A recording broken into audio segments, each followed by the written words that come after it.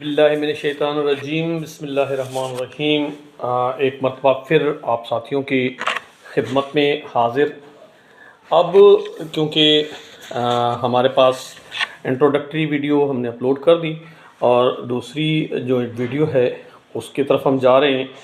अब जो क्लस्टर हमारे पास क्लस्टर पॉलिसी लागू हो रही है, उस सिलसिले में हमारे जो स्कूल हैं उनके स्टेटस कुछ इस तरह होंगे।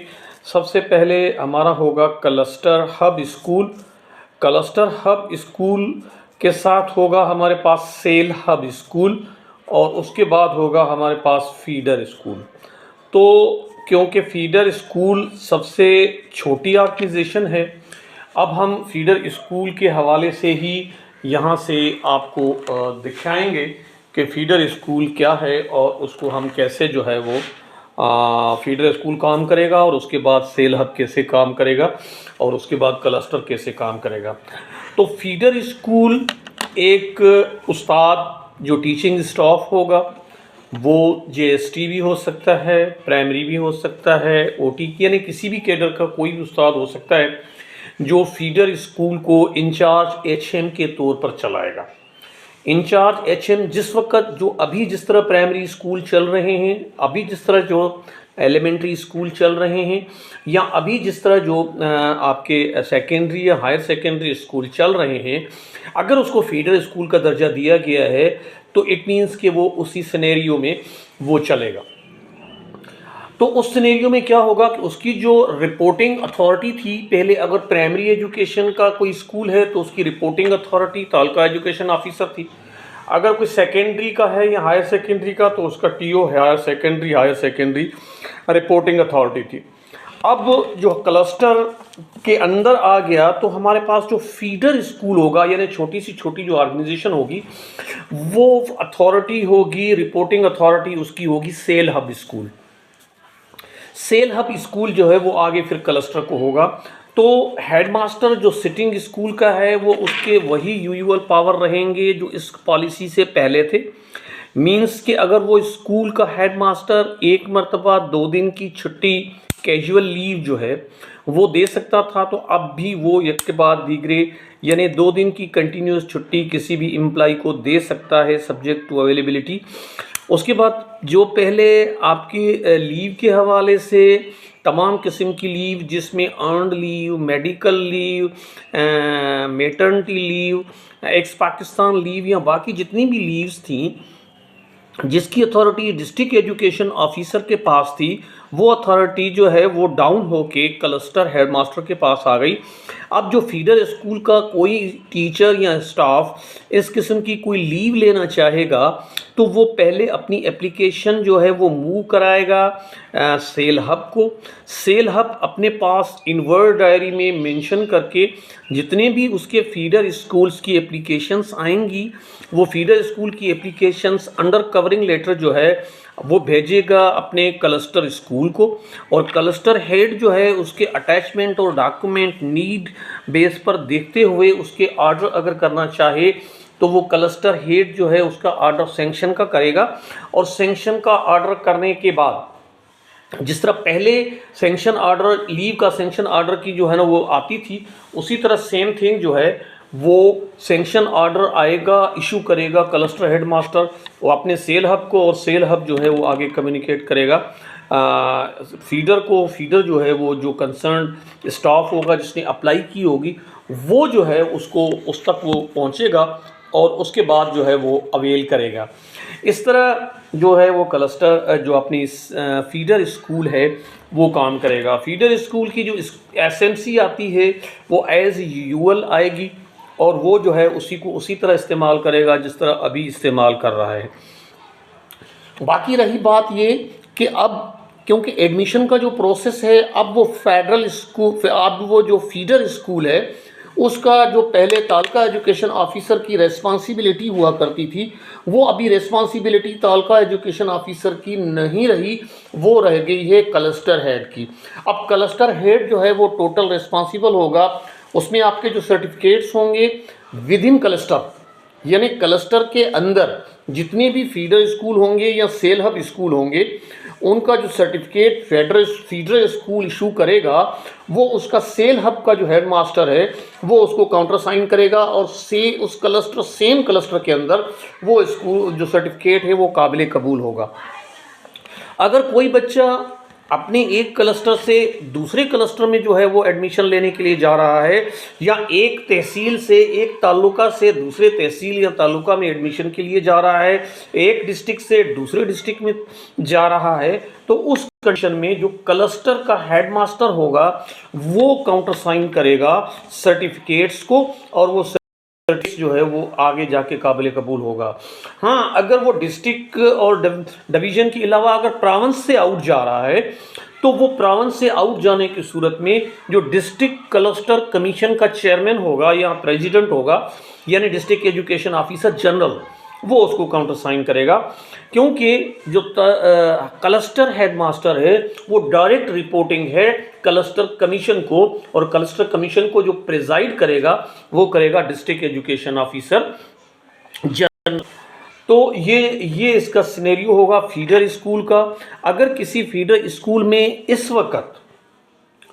वक्त कास्ट सेंटर चल रहा है और उसमें वो कास्ट सेंटर, अब उसका डिसीजन इस वक्त तक गवर्नमेंट ने नहीं दिया कि वो कास्ट सेंटर उस फीडर स्कूल में चलता रहेगा या उसको मलगामेट या मर्ज कर दिया जाएगा सेल हब में। ये डिसीजन अभी होना है, ये डिसीजन अभी नहीं हुआ। अब हम आते हैं बाकी जिस तरह उसके जो अपने बनते थे लेजर्स वगैरह सब चीज़ जो है वो वही बनेगी। फीडर स्कूल के जो सिस्टम है वो जो पहले तालुका एजुकेशन ऑफिसर की जो भी ड्यूटी में आ रहा, वो अभी क्लस्टर हेड की ड्यूटी में आ रहा है। तो क्लस्टर हेड की ड्यूटी में आने से ये फ़ायदा होगा कि लोकली लेवल पर उसको एडजस्ट किया जा सकेगा, लोकली लेवल पर वो जो है वो उसको मिल जाएगा। उसके बाद तो काउंटर साइन होगा और बाकी सारे मामलात उसको वो होंगे।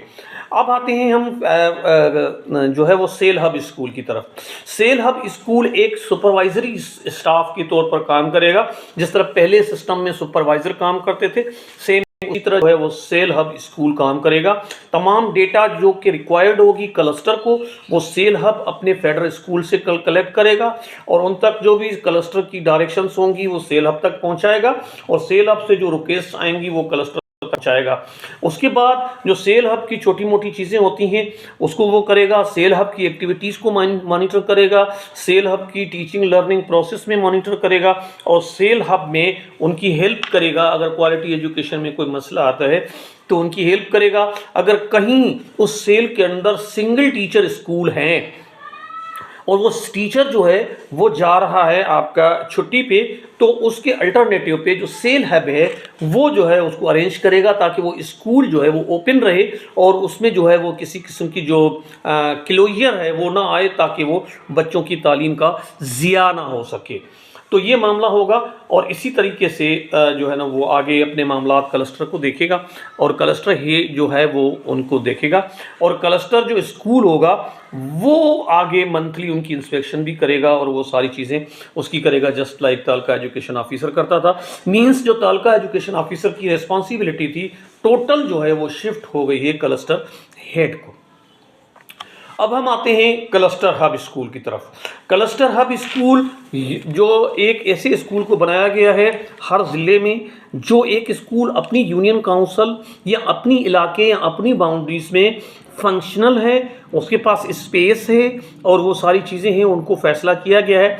लिहाजा बहुत सारी कॉम्प्लिकेशंस भी आ रही हैं कुछ डिस्ट्रिक्ट से कि जी वहाँ कुछ जो है वो ऐसी क्लस्टर्स बनाए गए हैं जहाँ कुछ मसले मसाइल हैं, तो गवर्नमेंट उसको देखेगी और बाकी उसको क्लस्टर कमीशन जो है वो रेक्टिफाई करेगी। हमारा जो मकसद है इस वक्त क्लस्टर के फंक्शंस। अब क्लस्टर हेडमास्टर जो है वो जिस स्कूल में बैठेगा वो स्कूल क्लस्टर के साथ साथ सेल हब भी होगा। उस स्कूल के अंदर वो स्कूल की एडमिनिस्ट्रेशन भी होगी और उसके साथ साथ बाकी कुछ स्कूल्स की लोकली एडमिनिस्ट्रेशन भी होगी। उस सेल हब का भी इंचार्ज एक 17 ग्रेड का गजेटेड हेड मास्टर होगा। जो क्लस्टर हेड मास्टर होगा ओवरऑल इंचार्ज होगा तमाम सेल हब का और तमाम क्लस्टर का। जिस क्लस्टर में स्कूल में वो बैठेगा वो क्लस्टर भी एक सेल हब हेडमास्टर के होगा, क्योंकि उसको C1 का यानी क्लस्टर 1 का दर्जा दिया गया है। और इस तरह से हर जो सेल होगा उसको C1, C2, C3 so on, जहाँ तक वो जाता है उसका दर्जा उसको दिया गया है। उसके बाद क्या होगा कि अब हम आते हैं, हमने तो सेल हब की देख ली, अब हम आते हैं क्लस्टर हब स्कूल की तरफ। क्लस्टर हब स्कूल जो है वो उसकी जो रिस्पॉन्सिबिलिटी है वो बढ़ गई है।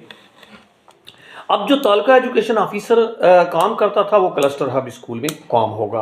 अब क्लस्टर हब स्कूल की इसकी हमने एक लिस्ट जो है वो शेयर की है कि कौन से फाइल्स वहाँ मेंटेन करेंगे और कौन से जो है वो रजिस्टर्स वहाँ मेंटेन होंगे। तो वो फाइल्स और रजिस्टर जो है वो तमाम के तमाम जो है वो क्लस्टर हेड मेंटेन करेगा। तमाम सैलरीज जो है वो क्लस्टर हेड देखेगा। Appointment of lower staff cluster head देखेगा। उसके बाद under the direction of school education literacy department जो हमारी इंडक्शन ऑफ टीचर्स एंड होगी, वो उसके लिए जो है वो requisition as per policy third party को भेजेगा और उसके बाद उसके इंटरव्यूज़ कंडक्ट करेगा और उसकी वो सारी चीज़ें देखेगा। जस्ट लाइक वो डिस्ट्रिक्ट एजुकेशन ऑफिसर या तालका एजुकेशन ऑफिसर देखते थे, मींस वो अपॉइंटिंग अथॉरिटी भी होगा। उसके बाद एक नई चेंज लाई गई है कि जो 1 to 4 मैनुअल स्टाफ था, आई रिपीट कि BPS 1 to BPS 4 जो मैनुअल स्टाफ था, उस मैनुअल स्टाफ जो भी मैनुअल स्टाफ था, उस मैनुअल स्टाफ की जो अपॉइंटमेंट है वो गवर्नमेंट ने अभी जो है वो उसको थोड़ा सा रेस्ट्रिक्ट किया है और वो उसके लिए गवर्नमेंट एक कंटीजेंसी फंड जो है वो भेजेगी और वो कंटीजेंसी फंड जो है वो डिस्पोजल ऑफ क्लस्टर हेडमास्टर होगा और उसके बाद जो है ना उसको अपॉइंट किया जाएगा कंटीजेंट पेड के तौर पर फॉर 3 मंथ्स और उसके बाद जो है उसको पेमेंट की जाएगी। और ये फंड तमाम ये manual staff cluster headquarter, cell hub और तमाम फीडर स्कूलों का जो मैनुअल स्टाफ होगा उसकी जो है ना वो पेमेंट्स वहाँ आएंगी, तो वो क्लस्टर हेडमास्टर देखेगा। और उसके बाद बात आ रही है, यहाँ एक सवाल अपीयर हो रहा है, स्क्रीन पे आ रहा है कि जी जो स्पेसिफिक बजट है वो कैसे यूटिलाइज होगी। अब स्कूल स्पेसिफिक बजट के लिए गवर्नमेंट ने एक गाइडलाइन जारी कर दी है जिसकी ट्रेनिंग्स भी DDOs की तकरीबन हो गई है। उसमें ये स्पेसिफिक बजट के लिए तमाम स्कूल्स, तमाम इंस्टीट्यूशंस, चाहे वो क्लस्टर हैं, चाहे वो सेल हब हैं या वो फीडर स्कूल हैं, उनके सिटिंग हेडमास्टर्स को DDO पावर्स डेलीगेट किए गए हैं पर only for just one aspects, यानी सिर्फ SSB को यूज़ करने के लिए। वो SSB अगर क्लस्टर होगा तो ठीक है, अगर सेल हब है या फीडर स्कूल है तो वो क्लस्टर की कंसल्टेशन के साथ अपने जो मामलात हैं वो चलाएगा और उसकी जो बाकी जो SSB की ऑडिट है या SSB की बाकी रिस्पॉन्सिबिलिटी टोटल आती है वो आती है और कंसर्न इंस्टीट्यूशन के ऊपर, मगर जो सेल हब होगा, क्लस्टर हब होगा सॉरी, वो उसकी ऑडिट के हवाले से या उसकी प्रॉपर यूटिलाइजेशन के हवाले से वो उसको वॉच कर सकता है और उनसे पूछगछ कर सकता है। और जिस तरह पहले डिस्ट्रिक्ट एजुकेशन ऑफिसर किया करते थे, उसके बाद जो है वो डायरेक्टर जनरल प्रोविंशियल ऑडिट भी आएंगे और वो उनको भी जो है वो ऑडिट करेंगे। तो ये सारी चीज़ें जो है होंगी, तो SSB जो है वो कंसर्न यूज़ करेगा, बाकी फंड्स जो है वो ट्रांसफ़र हो जाएंगे। तो ये बात थी सेल की और फीडर स्कूल की। अब जो हमारे पास क्लस्टर हब स्कूल होगा, क्लस्टर हब स्कूल का जो हेडमास्टर होगा वो एटमोस्ट 20 या 90 ग्रेड का अफसर होगा। अगर हायर सेकेंडरी है तो 20 ग्रेड का होगा और उसके साथ वाइस प्रिंसिपल जो है वो 18 का होगा, अगर हायर सेकेंडरी स्कूल है। अगर हाई स्कूल है तो वो जो हेडमास्टर होगा वो 19 का होगा और वाइस प्रिंसिपल जो है वो 17 का होगा। यानी एक क्लस्टर हेड में, क्लस्टर हब स्कूल में दो उसके सेटअप के होंगे जो तालका सेटअप के ऑफिसर होंगे। वन इज़ के जी जो है क्लस्टर हेडमास्टर होगा एंड सेकंड उसका असिस्टेंट यानी वाइस प्रिंसिपल या डिप्टी हेडमास्टर होगा। बाकी जो सेल हब हेडमास्टर होंगे वो जितने भी सेल होंगे उतने उसके सेल हब हेडमास्टर्स आएंगे, वो सारे एडमिनिस्ट्रेटिव कंट्रोल जो है वो क्लस्टर हब के होंगे। तो ये हमारी जो चीज़ें थी ये उसकी आएंगी। और उसके बाद क्लस्टर हेड के पास तमाम रिस्पॉन्सिबिलिटीज़ होगी, फाइनेंशियल रिस्पॉन्सिबिलिटी होगी, उसके बाद एकेडमिक रिस्पॉन्सिबिलिटी होगी, अपॉइंटमेंट ट्रेकर रिस्पॉन्सिबिलिटी होगी, लीव रिस्पॉन्सिबिलिटी होगी, डाटा अपलोडिंग रिस्पॉन्सिबिलिटी होगी, टेक्स्ट बुक डिस्ट्रीब्यूशन रिस्पॉन्सिबिलिटी होगी, स्टेक होल्डर कम्युनिकेशन रिस्पॉन्सिबिलिटी होगी, लिटिगेशन अगर कोर्ट में जो अभी केस चल रहे हैं, फॉर एग्जांपल अभी जो डिस्ट्रिक्ट एजुकेशन ऑफिस में एक लिटिगेशन ऑफिसर होता है वो कोर्ट में जाता है, मगर यहाँ जब ये डिसेंट्रलाइज हो जाएगा तो जो कोर्ट के मामलात होंगे इस तमाम क्लस्टर के, वो क्लस्टर हेडमास्टर जो है वो देखेगा और वो कोर्ट्स में एज ए लिटिगेशन ऑफिसर भी काम करेगा। उसके बाद इलेक्शन कमीशन ऑफ पाकिस्तान के जो असाइनमेंट्स आती हैं, उसके बाद हेल्थ डिपार्टमेंट की असाइनमेंट्स आती हैं, उसके बाद स्कूल जो है ना वो सेंसस होती है या फिर सेंसस हमारे मुल्क में होती है या बाकी मामला होते हैं, उन तमाम की रिस्पॉन्सिबिलिटी जो है